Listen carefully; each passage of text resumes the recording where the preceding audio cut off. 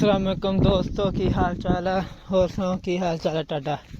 अज आप टिब्बियां नूं आए आ ते अज आप एक शै वेखी इधर के कोरा ते धुंध पैना ना अपने इधर। ये वेखो किकरां बेचारियां सुक्कन लग पियां। आ वेखो ये सुक्कियां पियां किकरां। ये वेखो पीले पीले ना इन्हां दे पत्ते होन लग पे, वावा ना सुक गईयां। इत्थे वेखो इत्थे वो वेखो हरियां भी सी इत्थे पहले, तैनूं अगे आके ना हरिया विखाउंदा वा। ये देखो ते ना सोका आ पै गया छोटियां छोटियां किकरां भी। ये देखो वड्डियां वड्डियां किकरां भी। जिवें कि आपां ना हुण वावा दूरे वेखो दूरों तुर के आ गए इत्थे अगे। आ देखो इत्थों ये हदूद है, इत्थों ना अगे शुरू हो जांदियां किकरां हरियां। फिर भी कुछ किते ना हैगियां वा जित्थे ना सोका पै गया इत्थे। ये देखो इत्थे कुछ किकरां हुण ठीक आ।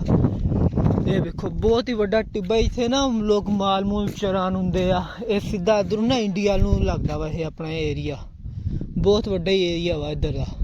इधर ना ज़्यादातर माल मवेशी वाले हुंदे आ। तुसीं जिवें कि हाल चाल ठीक आ? इत्थे देखो ये भेड्डां भुड्डां फिरदियां पियां, बकरियां जिवें तुहानूं दस्सेआ भी सी। आ वेखो इत्थे बकरियां। आ वेखो किन्ना बड़ा टिब्बा वा।